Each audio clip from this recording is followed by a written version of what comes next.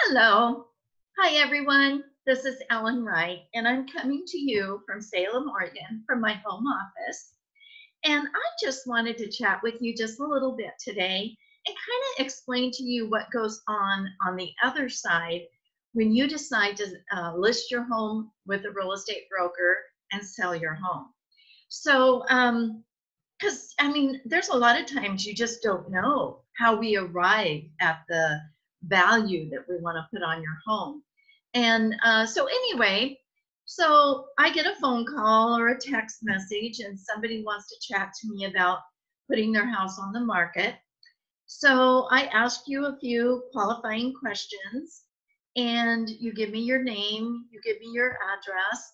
So, after we hang up, I go into a public website.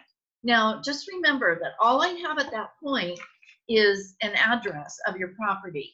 So I go into this public website and I print out a document that is public knowledge, and it has a lot of information about your home, and it actually tells me how many square footage. Sometimes people don't even know how much square footage they have. And by the way, this is what the county has recorded for you. So I double check the address. Yep, I got the right address. Whose name is on it? Who is it vested under? And I make sure that it's your name. And if not, that would be a question that I would have for you. Single family residence, or is it commercial property? We already talked about square footage. I look at what year the house was built.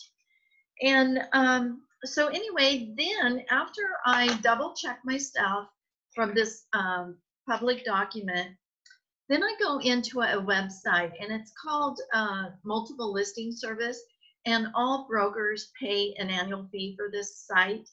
And so I plug your information into this multiple listing software site, and your house is 3 bedrooms, so I'm going to put my comparables. I'm going to ask for comparables at 3 bedrooms. Square footage, I'm going to put in your square footage. I'm going to put in, does it have a garage or no garage? I'm going to put in what year it was built. Now I'm going to look at the last 6 months, and I'm going to look at houses that have sold in the last 6 months. I'm going to look at um, houses that were listed and they're pending, they got an offer on them, and expired. Houses that were listed, they never sold, so they're expired. So I'm going to check all those boxes and all this great information about your home.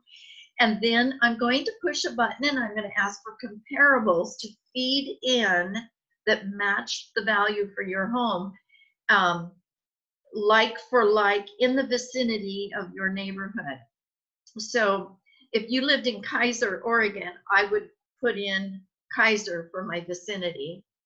If you lived in Salem, well, that's a greater area, so I put in a greater area. So anyway, when all these comparables pop out for me, then I'm going to go one by one by one, and I'm going to look at each one of them. Now, a lot of them will have pictures. I don't know, anywhere from, I've seen one picture to 30 pictures. So that kind of tells me the quality of the home, you know. Another thing I'm going to look at, maybe a particular comparable. The county might say it has 3 bedrooms, but it's listed with 4 bedrooms and no garage. So that tells me somebody converted that garage into a bedroom.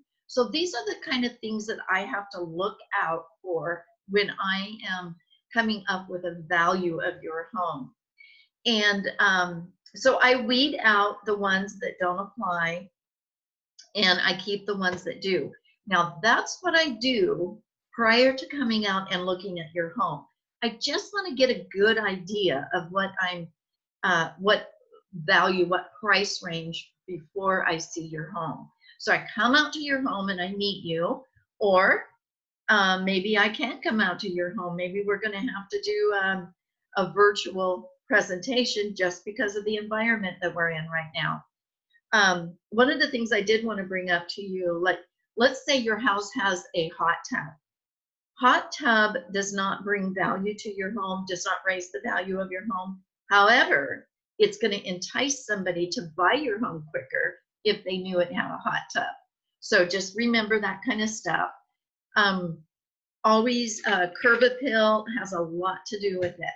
So then once I get out to your home and I take pictures and I see the quality of your home, then I do go back and I look at my numbers. I look at the comparables that I had brought up, and I try to match them to yours. And maybe you have a ton of awesome features that would entice somebody to buy your home. So then I've got to consider that.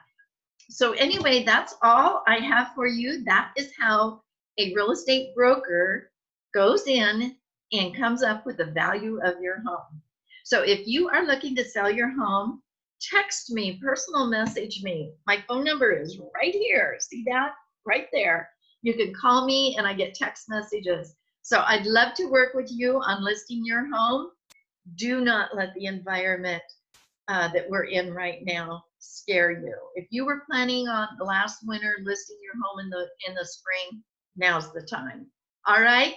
Chat with you all later. This is Ellen Wright with HomeSmart Realty Group. Bye now.